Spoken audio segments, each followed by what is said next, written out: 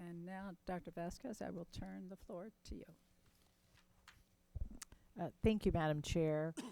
This afternoon, we will be discussing an issue that has become quite a priority this school year for us, and that is electric scooters and e-bikes.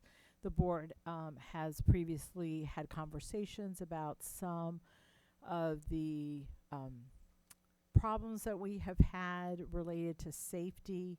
Unfortunately, we also have had students that have gotten into accidents, and so the board wanted us to take a look at what we could possibly do to ensure our children are safe as they are riding on these vehicles. And so with that, I am going to turn it over to Joe Silvestri, who is the Senior Director for Safety and Emergency Management.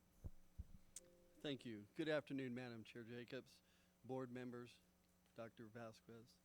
Today we'll be following up on the micromobility devices.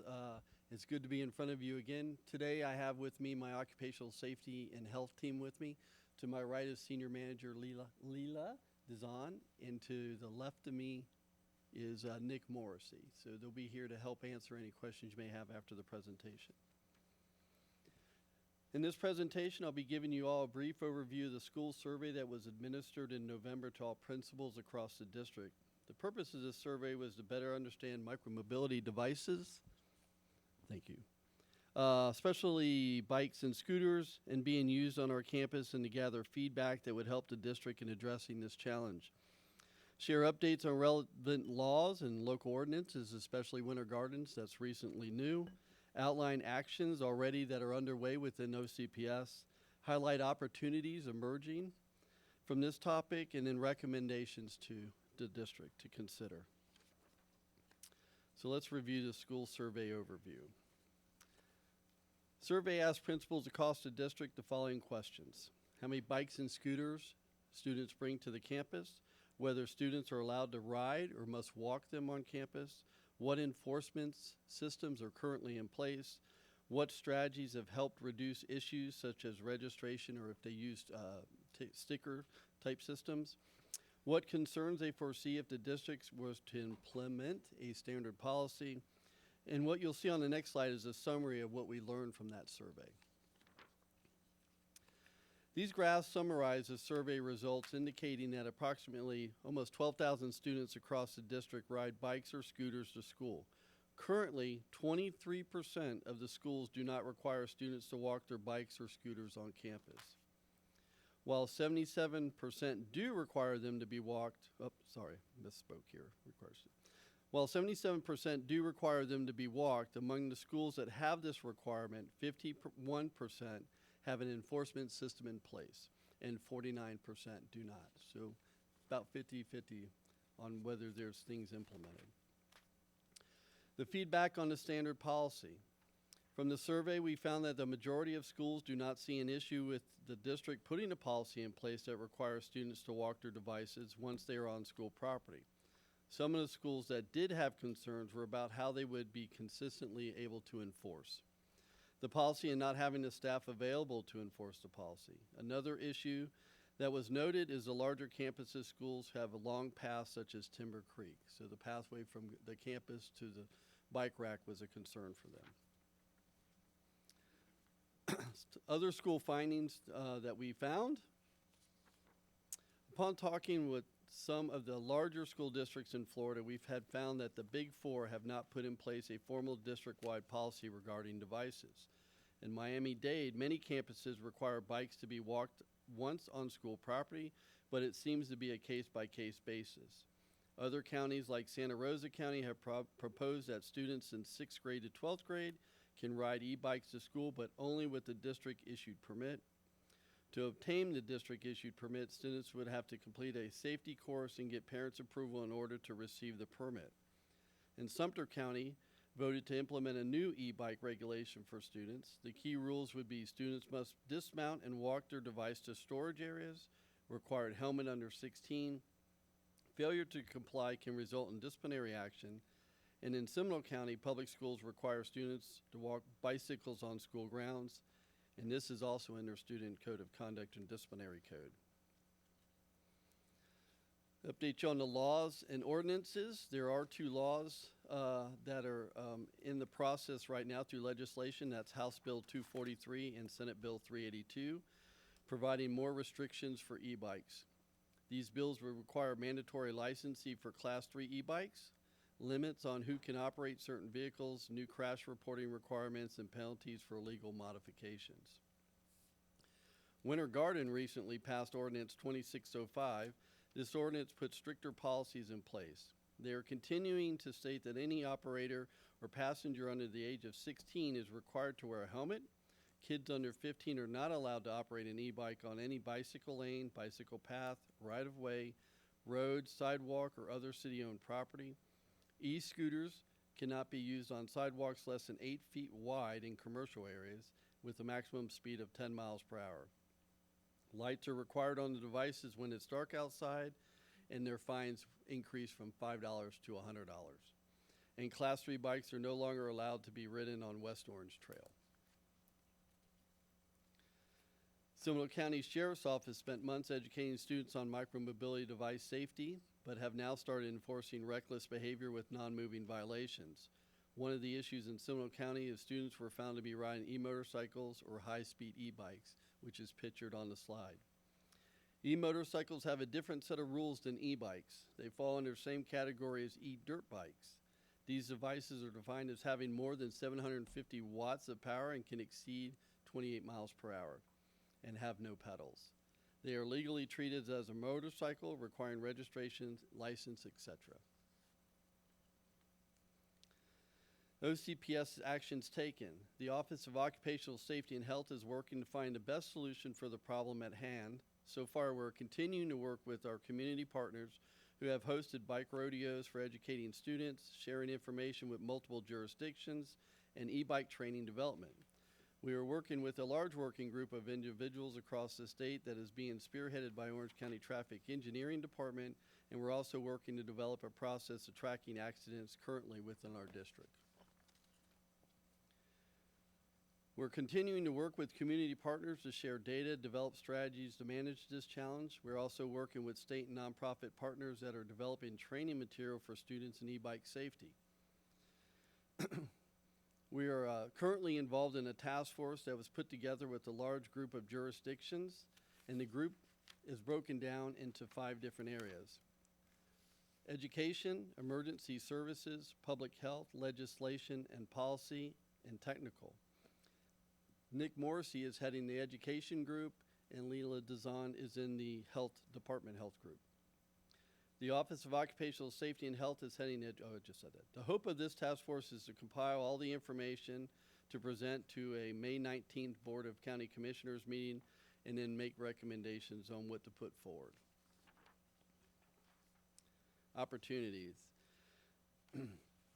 We were approached by MetroPlan Orlando to help them launch their e-bike education pilot program. This program is geared toward middle and high schoolers.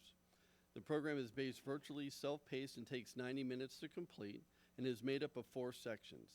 We are communicating with the Learning Division to identify up to 500 students between 1 middle school and 1 high school to help in the pilot program and test its efficiencies. This program is also being shared with Osceola and Seminole County as well.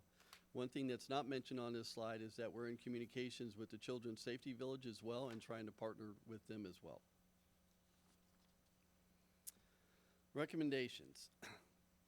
Safety and Emergency Management Department recommends that we put in place an online student training on e-bike safety, mirror the one that FDO training is being developed right now, registration of the device, parent acknowledgement, and a permit sticker showing that they have successfully completed the training and register their device to bring on campus. We also recommend adding into the student code of conduct that students must walk their device on campus.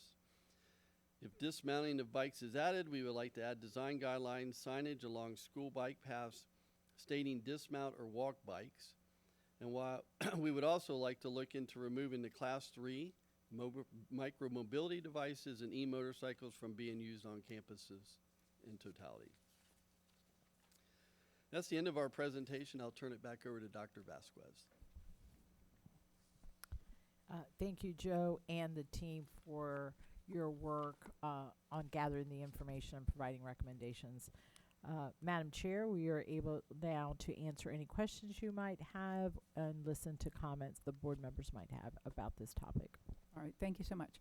And thank you for bringing this forward for the board's review and consideration. I know this has been a concern to all of us at the dais. Member Gallo, you're recognized. Thank you, Madam Chair, and thank you for all the work that you guys did on putting this together. It's these things are incredibly dangerous. I've almost gotten run over myself on the sidewalk when they're in the bike lane of the road. They don't follow the rules of the road, and they've almost I've had several kids almost been hit. And I think the biggest part, like where I'm seeing the influx of these devices the most is where I live, because I live right next to UCF, which you would expect. But in communities that are more compact, like Avalon. I was in Avalon visiting some people, and I was out on the road, and right when middle school got out, I counted all the kids coming on this electric scooters. They were in the street, in the middle of the street. In about a 10-minute time frame, I saw 25 people on scooters. Not one of them had a helmet on. Not one of them had a helmet. And they were going like 30 miles an hour. And I kept thinking to myself, well, first I was yelling at them, where's your helmet? But thankfully, I didn't have a badge on. They just thought I was some weird woman yelling at them. But I know that the law has to change, because like right now, if you're like under 12, to ride just a regular bike that isn't motorized, you have to wear a helmet. And it's not regulated for the e-bikes or the electric scooters. Could we enforce helmets if they're coming on our campus? Could we at least put in policy that if you're going to bring one of those bikes until the law catches up, that you are required to wear a helmet as you get into school? Dr. Vasquez? So the board has the authority to do that because they are on our property. The concern is the impact it will have on schools. I believe Mr. Silvestri pointed out that less than half of our schools that are requiring students to walk are enforcing it. And that is, I believe, primarily due to lack of staff to follow up on that. And so that would be my only concern, is how do you follow up that they are doing it? And if you are not able to, how effective is that rule? And I understand that, and I agree with you. But part of me believes if we make it into a policy, we share that policy with parents, even if it's hard to enforce or there's no penalties for not doing it. It would highlight the message that these kids should be wearing helmets, and it would give us the opportunity to do like all calls, letting them know about our policy and that they need to have their child in a helmet. And I understand it would be very hard to enforce, but even if we had 10 to 20% of the kids who are rule followers that won't want to show up on campus without a helmet, wear a helmet, then that's maybe 10 to 20% of kids that may not get harmed if they fall off that scooter. So I'm willing to take a small bite at the apple until the law catches up and does what the law needs to do. If it's all right, Superintendent, based on the conversation that you and Mr. Palmerini and I had on another subject yesterday, I wanted to hear from Mr. Palmerini about any concerns that he might have. I would love to see a requirement for helmets. Let me be upfront about that. Absolutely, I think it needs to happen. But I am concerned when the superintendent points out that enforcing it is going to be very challenging. And after General Counsel speaks, doesn't sound like it's working, then I can share an idea that was discussed at Cabinet. There were some pros and cons, but it may be a way to put some teeth into the requirement. But I'll wait till Mr. Palmerini speaks. May I? Oh, please, Mr. Palmerini, you're recognized. So we had a discussion yesterday in another context about what happens when you put things into policy or you put things into, like, in a contract. If you put certain provisions in our code of conduct and you don't enforce them, it could come back from enterprising plaintiffs' attorneys, people saying you have assumed a duty to regulate this particular conduct, and if you do not enforce it, you have violated a duty that you have assumed, and they could sue us for liability for not enforcing the rules that we put in place. Now, I would fight back and say that this is not required under the law, but if we voluntarily put something in that's not required by the law, then we have a duty under the law to enforce what we've put in. So maybe we could put in the word strongly encourage, That's strongly recommended, and put signs out that say, be safe, wear your helmet. Like, we could do marketing signs to encourage, or maybe we even work with some of our community partners, and those who show up on campus that we catch wearing their helmets, maybe they get some incentive for wearing their helmet so we can promote healthy habits. Yeah. Dr. Vasquez. So one of the ideas that we discussed is that what if we required a fee for riding your e-bike or scooter to school, and that would come with having to take a safety course. It would give you some type of tag that says you've paid, let's say, the $10 for the year, and then that also means you've taken the safety course and aware of the requirements. And then if they are found to not be following that, then that privilege can be revoked. So we played around with it. We always have interesting discussions at cabinet, and if that's something the board would like us to look into further, we could. And so that would help us educate our families about the issues we're having with the scooters, require, let's say, a helmet, and that they walk it to school or when they're on our campus, and then if they violate that, we can revoke that privilege.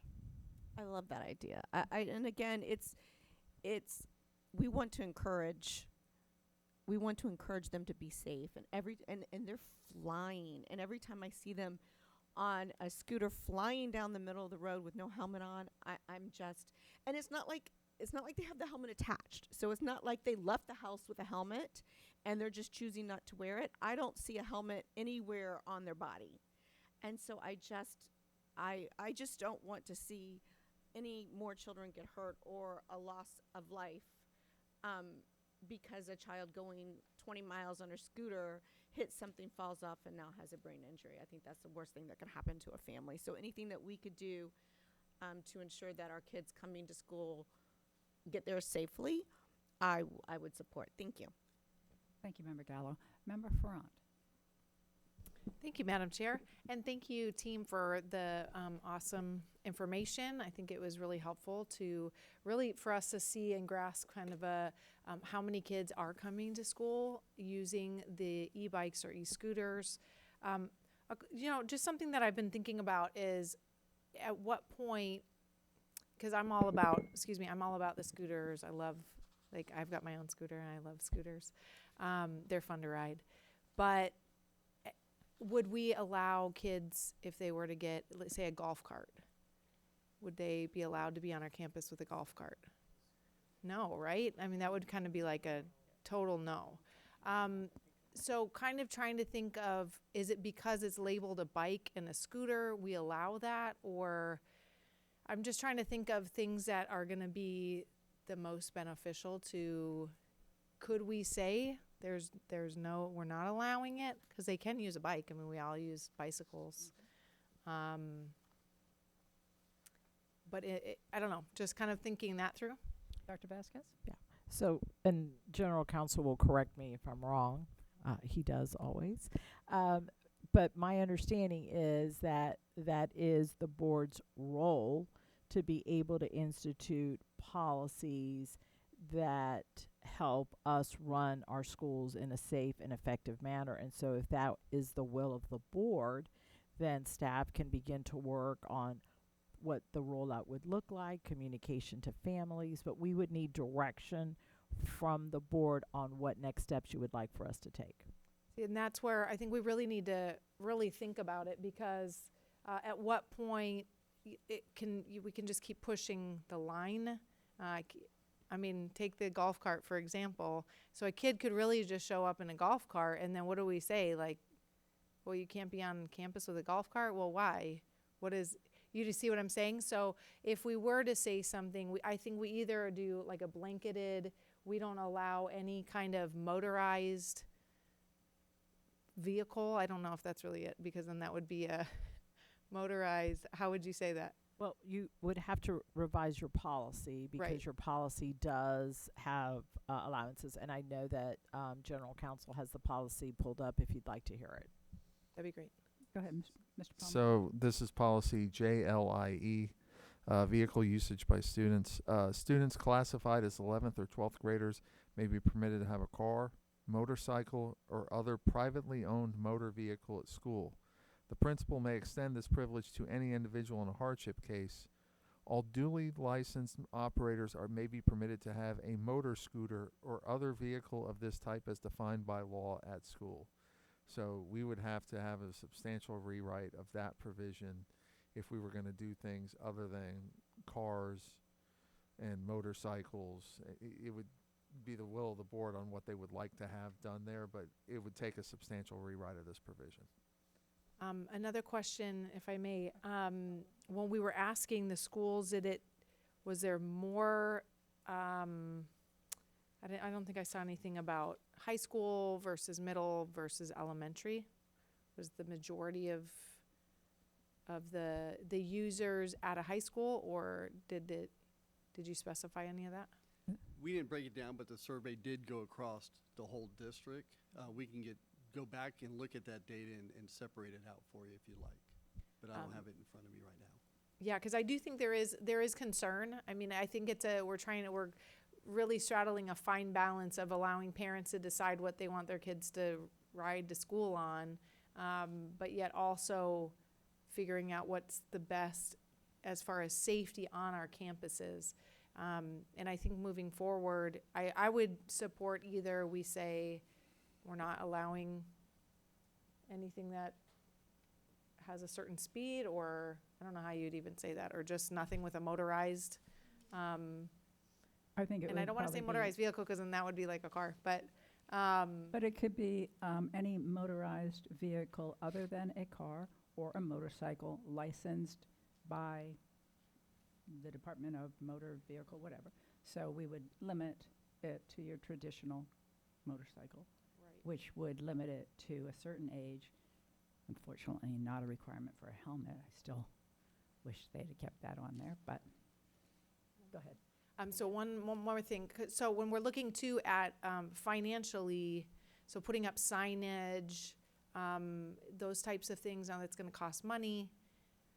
I just think we need to be very thoughtful on how we're approaching it as far as finances. And then, like you said, do we have enough staff to even be monitoring this? Do you have your license that you took a class with us? I think it's great. I would love for kids to have that class. I'd love for us to maybe communicate with families in that sense, where we could create some sort of a paper that goes out, or a little notice to families where it would just say, hey, I want to remind your kids this is what's happening on our schools. Maybe even take some photos of them in the streets.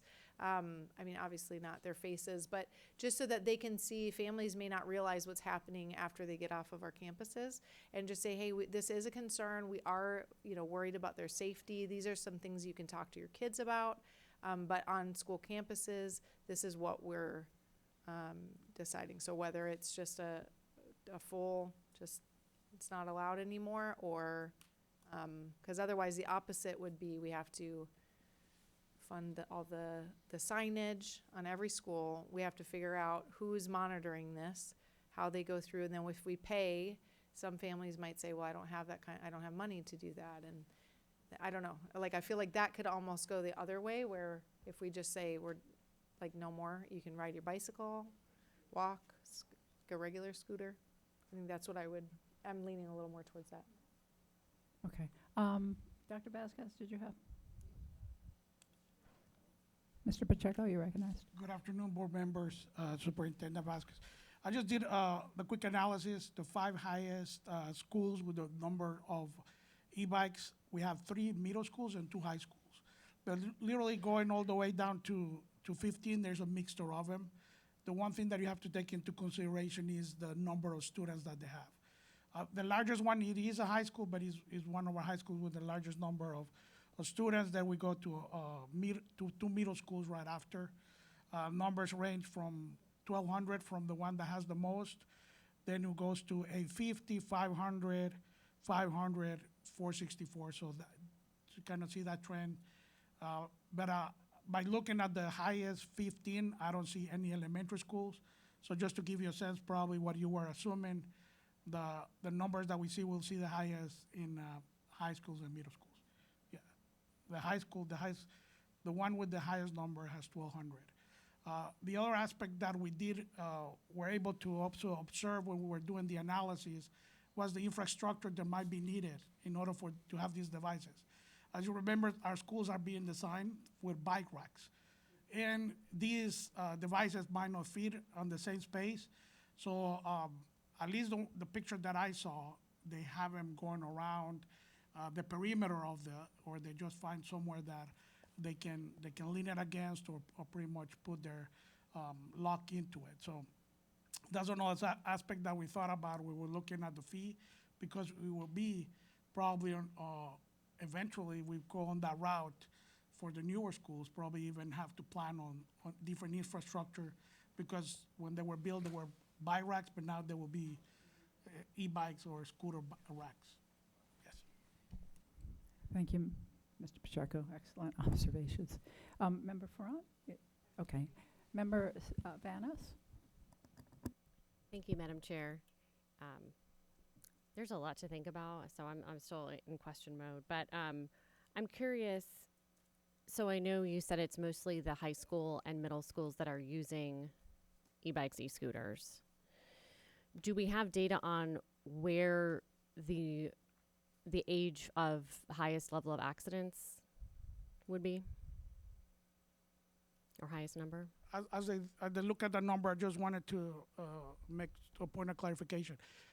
Elementary schools do have them. It's just that the highest number, the highest 15, are only middle school and high school. But whenever the survey was filled out by principals, even elementary schools were reporting some of them.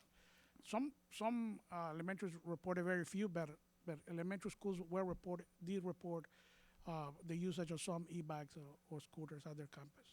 So would you fit a K-8 in a middle school then? Or is that a separate category? I don't see the KA, but the majority of students in the KA, they will be the elementary. So, Well, okay. I mean, I guess what I'm asking is, and I'm looking at the Santa Rosa policy, so that this is where I'm going with it. Okay. Is it safe to assume that more accidents are happening with K through 5 students versus 6 through 12? No. Is that not a good? So, excuse me, the highest number of trauma cases are in the ages of 10 to 14. And then 10 to 14. second highest is 15 to 19. Okay, so it's really the most older is coming kids. from that middle school age range. Okay, got And it. then I think the part of it's when they get to 16, they can drive, so it starts to lower. Yeah, no, that makes sense. Okay, that answers that question. I mean, if we decide to move forward with allowing them on campus, I think your suggestions are good ones. And I also really appreciate that you're working across, you're working outside of the school district with the county, with entities to try to figure out the best way to tackle this. So I really appreciate that. I noticed that in the recommendation, there's just an online training course for students. What about, have you considered like a road assessment, like on the road kind of assessment, so they actually can practice using it and kind of learn the skills while they're on it? So right now, Florida Department of Transportation is developing a training curriculum, and I would recommend that we follow what that curriculum would be. at this point, I don't know if they're going to have like a practical component to that training or if it's just going to be a web-based online training component. But I Okay. would think that we would want to follow whatever FDOT puts to the requirements forward. And if we want to exceed that, that's good, but that would be our basis. Right. No, I think that the online, I totally agree. Using the curriculum that someone else develops is always, if it's good, preferable. But I think there's maybe something to be considered for just, actually, doing it in a practical way. And I've heard some counties or some school districts, have kids practice around a track. And have, something set up on the weekend. So I don't know, just something to think about. And the other question I have is, for the parent acknowledgement, are the parents just acknowledging that the students have taken the online course, or do the parents themselves have to take the online course? I believe that would be an option to you all if you wanted to require that or not. Okay. I think it would be really important for parents to also be taking it, to have that joint accountability. And then another question is, you said that you would like to look into removing class 3 devices and e-motorcycles from being on the school campus. I just ride a normal bike, so I don't know. Is an e-motorcycle different from a motorcycle? Yeah, they're powered by electric, so they can exceed speeds of 28 miles an hour. Okay, but it seems like if we allow one, we would allow the other, right? The others are less than that. They're less than 20 miles an hour and they have pedals. A motorcycle? You're saying a No, motorcycle versus e-motorcycle? so I'm let's- just trying to determine what's the, So the e-motorcycles Yeah. are in the same classified as a motorcycle. okay. So they're the same thing. They don't have pedals. It looks just like a motorcycle, except it's powered by electricity or battery. Okay. So would the suggestion be that if you're riding an e-motorcycle, you would have to follow the same requirements as if you have a motorcycle, which we do Correct. allow? They would have to, yes. Okay, got it. Okay. Thank you for clarifying that. I'm still processing, but I also did want to point out that Commissioner Russell from Winter Park is holding a community meeting on February 17th at the Winter Park Community Center on this topic. So I will be there, but just would encourage people who trying to learn more about safety and the proper way to use these to attend. Thank you. Thank you, Member Vanos. Member Douglas. And that was one of my concern actually about the scooters and the e-bikes and we're talking about anecdote. I also saw a whole group of kids that took over the whole road at a high speed. And some of them even had the front tire up. And they were middle school to high school age, I would say, without helmet on. And I was just amazed that parents allow this to happen. Maybe they don't see it. I don't know, but this is really dangerous. So I am not against scooters. I'm sure it must be fun to ride a scooter. I would love to ride a scooter as well. However, we need to keep the student accountable. We really do. And I love the idea of, requiring a training and a fee if they don't have a helmet. And I would insist on having the student walk to the bike rack still to reduce unfortunate incidents within the OCPS property. Okay, I really would like that to happen. And I like the Santa Rosa rule and the Sumter rule. My next question would be how the Metro Plan Orlando will implement the pilot program, because I saw that. So we're still in talks with them. They have like a certain amount of credits because it's a pilot program that they can give to us. And then kind of how we're looking at it as doing a middle school and a high school. And we're still figuring out how to kind of give it to the students to have them take the course. And then there's also going to be a pre and post course Good. to really assess how much they're learning and how much it takes Wonderful. an effect on them. And how often would they, do you know? So How for now, often just would that they- one time that One they take time? it. Yeah. Okay. Maybe we should do at the beginning of the year, at the end of the year, kind of assess a little bit, how things going and how much they have learned and implement on the road. Mhm. That would be great. Thank you so much. Thank you, Member Douglas. Member Gallo. Thank you, Madam Chair. So just a couple of things. When we talked about the pilots, implementing the pilot program with the Metro Plan Authority, are we going to be looking at the schools that have the highest usage? Is that how we're going to determine where we would pilot the program? Yes, and I know we've spoken with some principal leaders to talk with them because they are kind of the ones that know what's going on in the schools. So, Okay. yes. Thank you. And you said 10 to 14 was the age range that had the most use of scooters, No, the highest trauma cases. the highest trauma cases. Yes.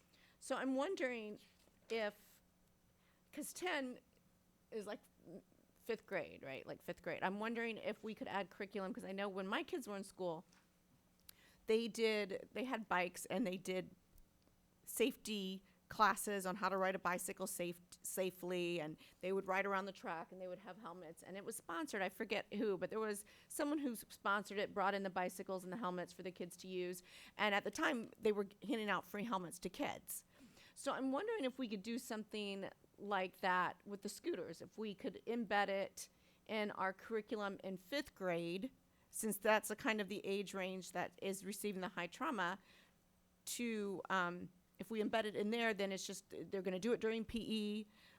If we can get the curriculum, they can be added to the fifth grade curriculum. Maybe we can sponsor with a company like we did with the bikes, where we could show them, go around the track, show them how to use it appropriately and safely, and then give out a free helmet, so then they'll already have a helmet to ride their scooter on when they get to middle school. So, I mean, I know that we used to do the bicycles. I don't remember who we partnered with, but I know that both my kids came home with a free helmet. And it was in fifth grade. I think that might be a good starting spot. I'm hesitant to, without more information, to ban scooters, because I just feel like we need to make sure that they're getting to school safely, but banning them altogether, I think, would be an increase to cost, because I know in Avalon, a lot of those kids that were riding their scooters would then be bus riders. They would have to be on a bus because they live more than 2 miles away. And that's why they don't want to ride the bus, they ride their scooters. So I would just need a little bit more information and kind of flush through that before I would be willing to make the all-out commitment to ban them. But I would love to see if we could do something in fifth grade. All right, thank you, Member Gallo. I wasn't sure if there was a question in there. I thought there was, and yeah, talking about the program. I do remember that, and I believe it was the Safety Council that we may have worked with them, and this was several years ago.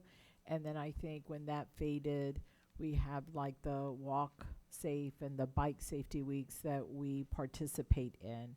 So we can go back and actually see how much is in our curriculum already around that, and then see if there's anything that is out there related to the curriculum. We'd also would want to talk with our physical education teachers, because again, this is one more thing that we would be adding to their curriculum, and we want to be able to get their input.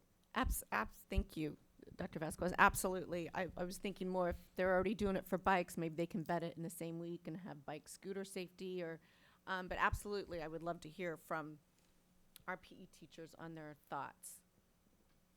Thank you. Member Salamanca. Thank you, Chair. Oh, okay, there we go. Question, John, on the policy. So, for 11th or 12th grader, can they ride a bike? Yes. They do cars, they can do bikes. Yes. Okay, I haven't seen bikes at my campuses, so I was just curious if that was covered, because we won't advertise that. And then, so I'm having also a hard time with this one, because my area is heavily impacted. I mean, I get emails all the time from parents. Lake Nona and the whole innovation area has so much space for pedestrian walking, and it is so dangerous. I've had very severe trauma students that have been hurt, if not almost killed, by accidents. One of the biggest things I've noticed, that's different from bikes as well is it's kind of like a disaster for recipe when you have these scooters of middle school students running around with scooters, high school students who are just learning how to drive, and some of the accidents I've actually seen is student on student, and it's really, really dangerous. And so I want to be a lot more conservative on this. I understand that we don't want to have our staff have any more programs, more things to do. These things are really fun, and students love them. I don't know that there's any education we could do to have them be less reckless. It's important. I'm supportive of us doing those things, but if you talk to a middle schooler or a high schooler about being safe with their bikes, it's just it's a nice thing to be told, but I don't know that that's going to move the needle. The other thing is, and I've seen it in my schools, nothing is more of a distraction to what we're here to do, which is education and for principals, than when a student is in trauma care, got hit or did something stupid. I mean, the principals are in our hospitals, teachers have to figure out, I mean, our entire mental health support team, goes to the schools. I mean, it is a lot of work every time a student has this injury. So I don't think leaving it necessarily means less work, because this is going to be happening more and more because just more and more students have access to this. And I do think it is a distraction to our staff regardless. And so I lean a lot more on a more aggressive ban. I don't know if it's age, right? Anyone under 16. I know that at the college level, there's now more than 10 colleges, campuses that have banned these devices because they're so dangerous, even for college students. That it just feels kind of reckless to think that elementary students and middle school students and newly minted drivers in high school should be out there just doing this, because I do think it's a recipe for disaster. So I'm still wrapping my head around what we do. I lean less on the educational parts and the fees. My guess is the type of schools that have a high number. I don't know that a fee would be a big deterrent for most of these schools. So I definitely lean on being more aggressive. But that could just be my area. District 2 has so much of this. I'm willing to bet that I am overwhelmingly up there in the list of schools impacted by it. No says Maybe I'm the one that cares. Pacheco. You wanna give us? Is it okay to give us the name of the school? Yeah, that is not a problem. I can go down the list, at least the top 10, if Yeah. you would like. Please. Number 1 is Timber Creek with 1,200. Number 2 is Water Springs Middle, 850. Horizon West, 500. Horizon High, 500. Innovation Middle, 664. Luminary Middle, 335. So that's one. Bridgewater Middle, 300. Lake Nona High School, 300. Yeah. And then 10 is Timber Springs with 225. Again, this one was a survey, not a scientific count. Yeah. It was on the day that they received it. So Yeah. if you go, I cannot guarantee that you will not find 301 instead of 300 that I just mentioned. But that was the number that the principals were able to count the day of the survey. Got it. So And you do have a couple. And I know we had talked at the previous conversation we brought this up, that we were going to be talking to our principals about this as well, and getting some of the information from them on, like, was it split? What? From my conversations and what was gathered through some of the surveys and from some of the executive leaders, the biggest concern the principals have is enforcement. They do not have the personnel to be able to monitor it in a way that they do, let's say, the code of conduct. And they have made it profoundly clear that there's a lot on their plates. And so for them, they do see the challenges that the e-bikes and scooters are presenting to them, but anything that's going to put more on them is causing concern. Got it. Is there a difference in the accidents we've seen between scooters and the electric bikes? Like, is there one that's more dangerous now, or is it a little bit all over the place? It's hard to know right now just because they're so new. The data isn't fully gone through. So we do have some partners that are going through the data. So it might be something I could find out later on, but right now I don't have an answer for that. Got it. Yeah, because what I've seen is the electric bikes. They look like bikes, and these are the ones that some students kind of can adjust in different ways that they learn online to actually go beyond the speed limit of what they're supposed to be going. The electric bikes, I think, are the most dangerous that I have seen, and when I'm driving around, those are the ones that have almost killed me multiple times. So I don't know if we can maybe look into like a narrow one of which ones are really dangerous, just like the way some of the other ordinances and stuff are looking. Like, there is some devices that are truly a lot more dangerous. And like, yeah, I just, yeah, it's dangerous. So if we have a point of view on maybe, like you said, class 3 devices or maybe just the bikes, I would also be very supportive of that, of like an outright ban for those. Thank you. Thank you, Member Salamanca. I wanted to hold any comments till I heard at least one round from board members. Mr. Palmerini, you recognize? Member Byrd has Yes. queued in. That's why and if you're waiting for one round from all board members. Okay, thank you. No, thank you. Member Byrd, you're recognized. Thank you, Chair. Yeah, so I wanted to not be a killjoy, let's ban them all, but quite honestly, after looking at this presentation and hearing the work that the staff has put in and the concerns of our schools and our administration to have one more thing to monitor and enforce on their plates, it's leaning me towards a more aggressive approach, as Member Salamanca said, of possibly even a ban. And the reason is that this is another example of where our schools are having to take care of other issues that, this is not our core business. Our core business is educating kids, right? And I realize they have to get to school safely for us to educate them. But our business is not, figuring out how we're going to monitor these devices and enforce, rules and do trainings. And that's all stuff that I'm really quite, as Member Gallo was saying, quite irritated that, the law hasn't caught up to these.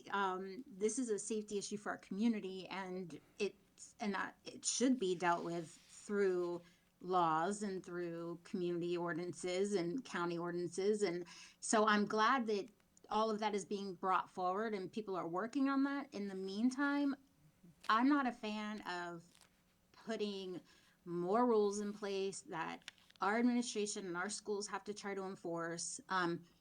Quite honestly, this is something that I wish that we could figure out a way to get our parents more involved in. I know that our partners, our healthcare partners, Advent Health and Orlando Health, are very concerned about this as well. In fact, when we were Member Vanos and I were meeting with Senator Trunow, who's sponsoring the bill in the legislature, one of the things he said is that the emergency rooms are just overwhelmed by these cases. So I'm trying to understand let's go to them. They're terrific partners with us. Let's go to them and ask them to lead the way with the education and the community. They could be putting out all of this, education to parents about the safety and about the data and the stats and sharing, how many brain traumas they're experiencing and how many, cases come forward. That's kind of where I'm at, that finances are tight. obviously. I don't want to put anything on this that's going to make us spend more money either. If we do signage and education, I want to see that from some other way, partnerships or community outlets. I don't want that coming from us. So that's kind of where I'm at. I'm leaning more towards aggressive, especially after hearing it's not a big issue in my area. Obviously, I didn't have any schools on that list. I don't see them very often here. And I don't get a lot of emails about it, but after hearing other board members talk about it in their areas, I can understand the concern. But that's kind of where I'm at right now. I'm not really, I'm for being a little more aggressive about it at this point. All right, thank you, Member Byrd. Actually, if I can come back, I'm a little confused because I thought I was following you, but the part about being more aggressive. Oh, I just meant I'm fine with not allowing them on our campus at this point. If they're this big of a problem and it's causing that much of a problem in the community, I'd rather do that than try to figure out some way to manage them in a disciplined way and have to do enforcement and permitting and all that kind of stuff. All right, thank you for that clarification, because one of the points that you made that I think is valid is the question of how is this best dealt with. I struggle with this because I'm very, very concerned about the safety for our kids. And Horizon West is an area where, similar to what you're seeing down in Avalon, it's pervasive everywhere you go. I saw a group of kids, the popping the wheelie, all that going on. At the same time, I saw a senior, not a senior in high school, a senior who I was surprised to see on an e-bike trying to navigate an intersection. And it was a four-way intersection, and everybody was crisscrossing, not like nothing was right about what I was seeing. And so it's a serious problem. But if we try to put in, if we go with, you pay for a license, we still have the enforcement problem with everything that we come up with. Tracking and figuring out how to enforce it it's just not going to happen. Is it worth trying that to just send a message? I'm not sure that, honestly, given the fact that we're talking about kids and parents who aren't already engaged in this and concerned about it, I'm not sure that's going to be particularly effective either. So I think the only place I come down is either we're more aggressive and this isn't allowed because it's easier to enforce nothing, like an all or none, than it is this selective process. Or we recognize what is hard for me to recognize and hard for all of us to recognize is who owns this in terms of a governmental body. And that really should be the state, and obviously they're looking at it. School districts don't come up with rules and regulations for who can drive a car or who can drive a motorcycle or at what age or whether or not they need a helmet. That's the role of state government. Local county ordinances, city ordinances would be like the second most likely entity that could effectively impose and enforce something. School districts, as important as the safety of our kids are, for all the reasons that you've pointed out, Superintendent, and I think Member Byrd said it very well, and Member Salamanca, I hate to use the term we're out of our lane, it's not that it's a lane we don't want to be in. I think it's a lane we can't effectively manage, succeed in. So telling parents their kids can't ride them to school would be very difficult.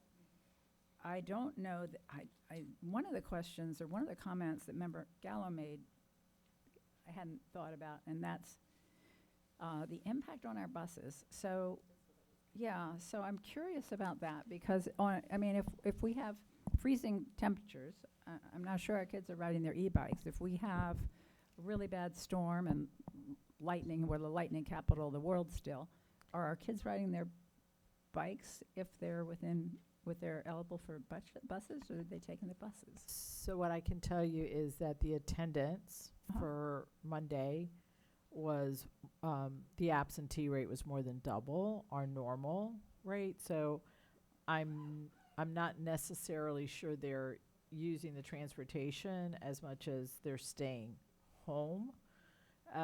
We could do some comparison data with that, since we can track days that we've had bad weather and then see any differences. What I can tell you is that we still have bus driver shortages. Mm-hmm.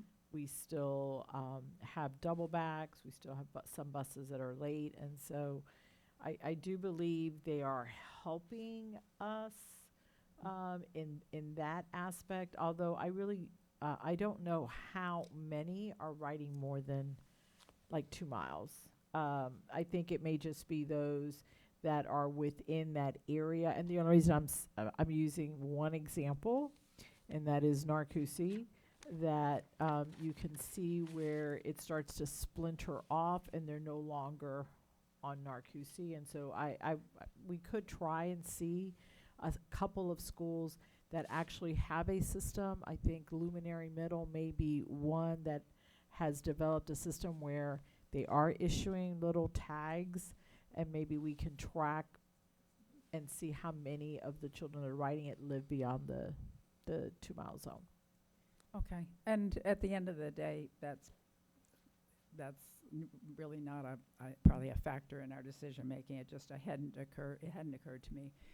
But I thought if we are reducing the number of buses because we don't have kids riding, we still have that obligation when they do want to ride. So, but I think you're right. I think the majority of the kids that I see are within 2 miles. And even in my area, in like the Gotha Metro West area, I mean, I make it a point not to ride a bike or walk or as much as possible drive in those areas that I know are routes to and from school, because it's just not particularly safe during that period. But nothing like what you see in Horizon West and those types of communities.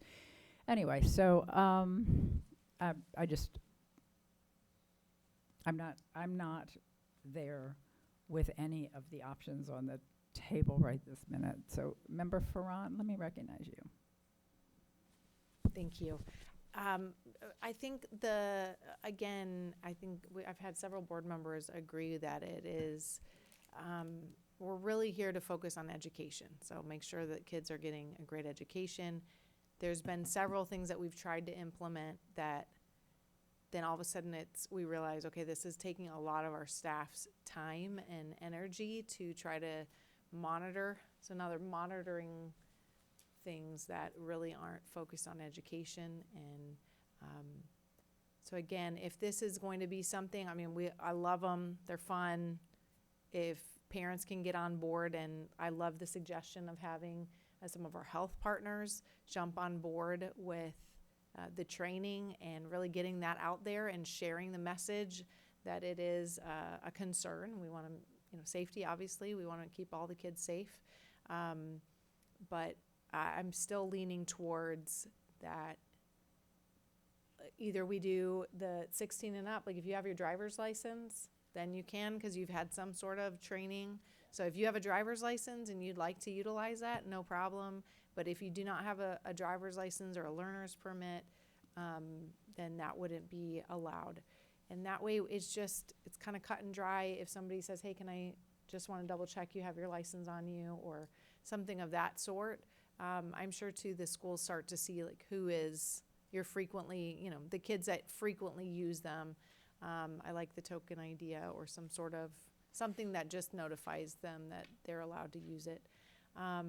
But I do think there needs to be some sort of regulation, otherwise this sort of gets out of control. It's like the wheelie or Heely shoes. You remember those? Those are fun. Kids love them, but they cause some issues in school, and it's just we just got to keep it safe. I know we can be kind of like the no fun crew, but again, the focus needs to be on education. And if this is now taking up more of our time and funding to try to educate on something that isn't about education in the sense of, reading, writing, arithmetic. So I think I would be more in favor then if we don't want to do a full out, like not allowed to use them, then I think we need to move more towards permit, license, something where we know they've had some sort of training, and then communicate with our health partners to see how they could partner to help get that message out there, so that isn't on us and more on helping, like using them to help get that message out. Thank you, Member Front. Member Vanos. Thank you, Madam Chair. I mean, I honestly think that's a great idea. I think, limiting e-bikes and e-scooters to 16 and up, I think that addresses the concern too of students who say they need them to get to work. Maybe they don't drive, but they do need to get to work after school. They can use an e-bike, e-scooter to get there. And I think there's, obviously not every 16-year-old has taken driver's ed, but at least they are older, and we could still require a course for that, but it would decrease the number of people that we have to monitor. Because I do think about when, there was the metal detectors in high schools, and we couldn't even, high schools couldn't even staff just being there around metal detectors. So I'm not sure how we think now they're going to be able to go out and enforce, permits and tags and all of that. And I would say if we're going to put a priority on what we would want them to do, I would put it on, assessing that and not assessing, having to assess bikes and scooters. So I just think it's asking a lot. I do think that, and this doesn't mean it's forever. Maybe the state passes some good guidelines that maybe eventually we can get on board with. And maybe, yes, we can work with our partners in terms of educating. And I do think if it does come to a point where we need to educate students, I do think schools have a role to play in it. I don't think it means it's on us to develop it, but I do think that we should play a big role in helping to educate students if we get to a place where there are rules that the state puts forth or local municipalities that make sense. But I think until that time, I would lean towards, just allowing 16 and up to be able to be on the scooters and bikes. I would also say, and this doesn't address this concern, but there are some schools that are charging these inside of the school, and I are allowing charging to take place. Yeah, charging, meaning not financially, but plugging in. And I think that raises other safety concerns. So if we do allow them, I think we need to think about how students can, charge them in that way. But yeah, I think I appreciate all the comments of my fellow board members and the presentation. I would support limiting it to 16 and up, at least for now. Thank you. I need a little help here. Member Ferrant, I have you queued up next. Is that from before? Okay, thank you. Okay. Some like Member Vanos, as soon as she starts speaking, she clicks off, and others click off after, and so super efficient. So Member Gallo, you're recognized. I just turned mine off. Oh. I just clicked. Oh, you're gonna emulate. I'm following. Yes, Okay. I'm emulating Member Vanos and her good habits. So that also confuses me because I look down and I think, But I didn't why want are to speak. you talking? Yeah. But Sorry. it's okay. It's okay. I'm keeping up. I think we really need to flesh this out just a little bit more. I'm still hesitant to ban them although I understand the need for that, only because we really can only ban them from where our property begins, right? We're not banning them on the street. We're not, I mean, there's nothing to say that they couldn't ride it to school, find a place to stash the scooter, lock it up, and then just walk in, right? So then we're not doing any educating. We're not talking about helmets. We're not doing anything that's going to keep them safe. If they get hurt, it's not going to be on, I don't think, and the superintendent can correct me if I'm wrong, I don't think a child has been hurt on a scooter on our property. I think that all the accidents have happened off property. No. Last year, Dr. Phillips? Okay, then I stand corrected, but just one accident on schools? I think there's more than one. I don't have it in front of me, but I know for sure that we've had one because I saw the video. But yeah, Okay. they're happening on campus as well. So then walking them on the campus would help, instead of riding them, and hope it alleviate that. But then we go back to who's going to supervise to ensure that that's happening once they get on campus. I just think what I would really love to see happen is True Now's bill not to be talking about a committee to discuss it, but actually action and teeth behind the bill. And I really wish that the county commissioners, that we could work together to resolve this issue, because we need to partner with this. Like, right, I agree with the 16 and up. I think I think that's a good place to start, but it needs to be enforced all around and not just on our campuses. Otherwise, you're still going to have kids get hurt. Kids are still going to get in accidents. It's still going to cost us money because we're sending out mental health counselors, because regardless if it happened on campus or off campus, a child got hurt, a child may have died. And so, I don't know, I really wish that the city and the county would kind of step in, and I know it's hard for them too, and kind of regulate it. Just at the bare minimum, require helmets. Can we just agree at the bare minimum, if you're on a scooter or on an e-bike, it's a county ordinance that you have to be wearing a helmet? Bare minimum. Do they? What does it say? Oh, okay, they're meeting on May 19th. That's awesome. So hopefully that will give us some more information and give me more information to understand better what to do. Thank you. All right, thank you, Member Gallo. Member Douglas. Okay, I just wanted to say that I remember last year I went to Horizon High School, and they were actually distributing helmets, and I had one for bikers. So if we can implement the same type for scooters and e-bikes, would be great. I mean, again, not to put too much burden on Orange County Public School. And I also would like to, I would support 16 and up with driver ed or license.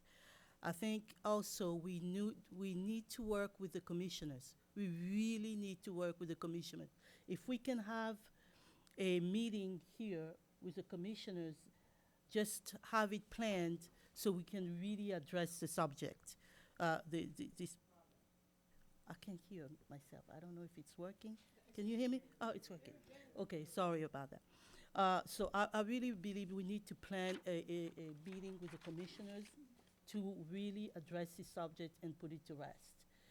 And not only talk about it, but really do it. And if possibly we can, I don't know, Superintendent, if we can, talk to the commissioners to sit together and plan this, and so that way we do not have all this burden on us. Okay, it starts with the city, and then the student come in, and they don't have as many problems that we're encountering right now at the moment. Talking with the commissioners first. Okay, so I'm sorry, are you referring to the commissioner at the state level or the local commissioner? Local level would be fine already. We need Orlando to have at least a set of rules about those scooters, because it comes from the road to come to our properties. So I know that our team has been in communication with all the LEAs. We can reiterate our concern, but we don't know that all of them have the capacity to enforce, and I think that's what's been brought up in Tallahassee, is that if they pass something, how are they going to enforce it? And Mr. Silvestri, I think you could speak. is there any agency? I thought Winter Garden was working on something, but I could be wrong. So Winter Garden did pass a pretty aggressive ordinance. We are involved with the city and the county, and we're also in communication with Orlando Health as well. Everybody's taken an interest in this, and everybody that we know that's taken an interest, we've tried to reach out or they've reached out to us to partner with. I know the Department of Health right now is trying to get data to look at those trauma trends in those age groups as well. There's just not a lot of data out there because we're not capturing it. I would tell you now, everybody's interested in trying to capture that data, and we're involved in all those partners that are out there that we can to work on it. And like I said, the county, the mayor was given direction to the staff to reach out to all the partners, and that's what they did, forming these groups. And on May 19th, they are to come back with recommendations and their findings. Okay, great, because Winter Garden is my area as well, Horizon West, and I just want to make sure that our kids are safe and they can ride a scooter. I'm not for banning the whole, scooter thing, but at least put some guardrails for our kids to be safe. That's my take. Thank All you. right. Thank you, Member Douglas. Member Salamanca? I'll keep it quick, and it's just to wrap things up. So if we have a point of view on bikes versus scooters, the bikes are really so much more dangerous, and I know that there's going to be some data on it that's going to, these bikes they're taller than even normal bikes. And so to the point of enforcement, if you see a scooter's a scooter, right? It's like you pedal on it. You see a bike that looks like a bike, you could see that. So even some distinction like that makes it a little bit easier to actually get rid of that, I would be supportive. The other thing that I've been hearing for our principals that was mentioned was bike racks. There is just not enough bike racks. Like, when students were riding bikes, it would be a smaller percentage of the student population riding bikes, and the bike racks were enough. All these students have these. So, there is almost like a 5 or 10x need for more, and that's growing as more students get it during Christmas. It increases. And so there is a question on how much is it costing us, or I don't know if principals are going out of their own budget to increase bike racks. I know that we're probably going to have to look at prototypes for future schools to amend this.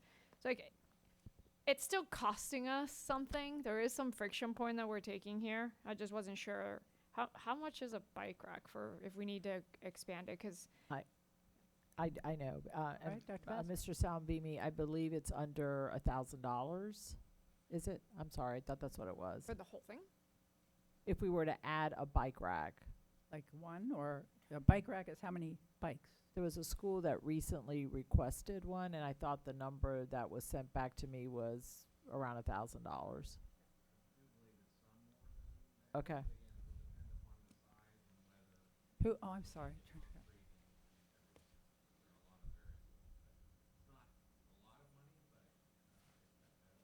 So we'll come back to the board. I think right. The numbers that I got was to just add another rack within the existing area. So that was not adding enclosed area. So that was about $900 to $1,000. That's not the enclosed little No, area. it's not That's the just enclosed like area. the That was just standalone adding, metal thing. correct. And I do believe it's being looked at, or there's been feedback given as we're looking at prototypes, future prototypes, to increase the number of bike racks, or to have accessibility for these new vehicles. Yeah, the other concern, and I'm seeing this in my area, I won't speak for other areas, but students started with the scooters, which were they're fast, but they were still kind of harmless. They're now upgrading to the bikes, which they do wheelies on and go much faster, and they do all kinds of upgrades to them to make them even faster than what they're supposed to go. And then what I'm also seeing is, as soon as they get their licenses, there is a ton of racing, like car racing. Like, there is just this culture that our students are having on, I really like fast things and faster, and it starts with a scooter and it starts young. And I know that's a huge issue in my area, that folks on Innovation Road, this goes all the way to Dowden, so I'm sure it impacts District 1 as well. Street racing at night is happening a lot. I know we've had a couple accidents of students doing this, and really, really high cost to their health. So as Member Vano said, I am confident that as time goes by, the health data is going to show us how much more dangerous these motorized vehicles are. And there will be recommendations from pediatricians, for Children's Hospital, on how much deadlier they really are. I'm okay with saying, hey, let's take a conservative approach today and let the state and localities catch up to us on this, and some of the health guidelines come up. It's like how we're seeing that cell phones are not good for students' brains before a certain age. I would be very surprised if 5-10 years from now we look back and say, oh, actually the scooters were not that dangerous, because we know it, we see it every day. So I'm okay with being cautious. I obviously defer to staff on how we implement it. I know the middle ground is the hardest ground because anything nuanced requires a lot. And so you have my support to be more aggressive. Thank you. Thank you, Member Salamanca. Member Felder.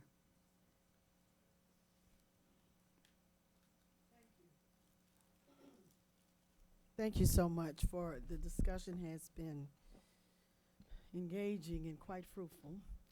I don't like scooters at all because I think it's very dangerous. And I was listening to Member Douglas, and I think Member Vanno said something about setting up perimeters. We are in the business of governance and setting up policy. And I'm assured that we're going to have to come up with a policy of some sort that will match, of course, the state policies, but it's the children in Orange County are our responsibilities. And I'm also in favor of speaking with city law enforcement and county law enforcement to come together with some type of ordinance, because as Member Gallo said, we cannot control the traffic on the streets. We can't do, that's a city or a county responsibility. But once they come in school, and that situation that happened at one of my schools was on campus. School was getting out, the child got on the scooter, started, riding out, and an accident occurred. But I think that we're going to have to be very aggressive in terms of how we protect our children. And it is fun. It's, I remember years ago, thank God I've kind of matured from that point. I remember the first time I got a BMW. I used to have a BMW club in Orlando out east, and we would race the car, and I drove mine as fast as 119 miles per hour.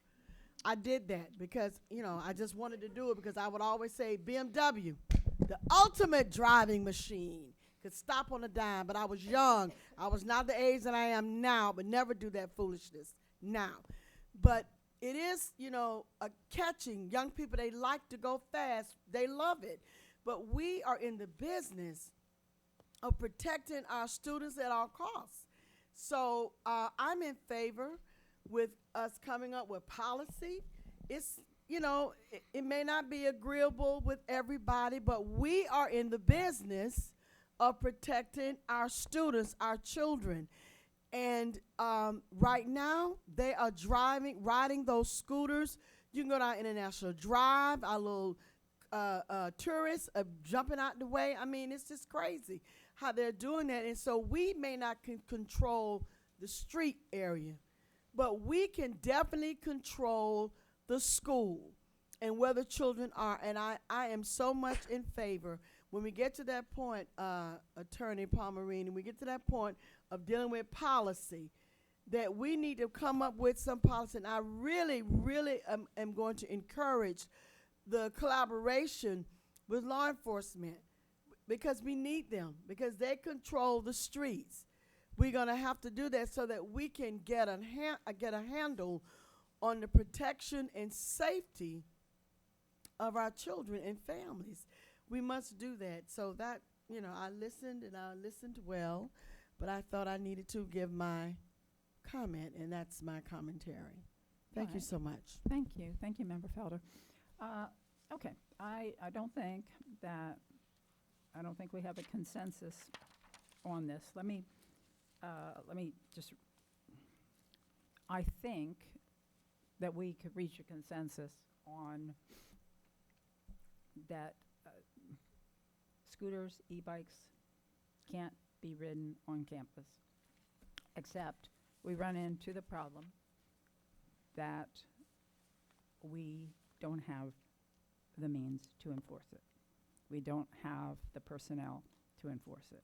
So I think if we had that ability, this would be a much easier issue to solve. So recognizing that we can't effectively enforce it, I still don't think we're going to have a consensus on this at this point in time. What I think we need to really be focused on is this upcoming meeting with the Board of County Commissioners on the 19th, the task force that they've put together.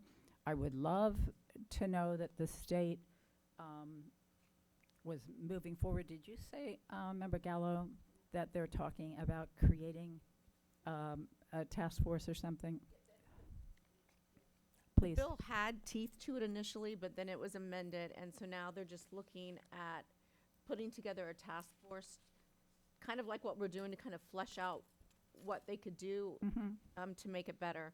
I wish at the very least that they would say anybody under the age of 18 would have a helmet, has to wear a helmet to ride one of these devices. But yeah, it was amended.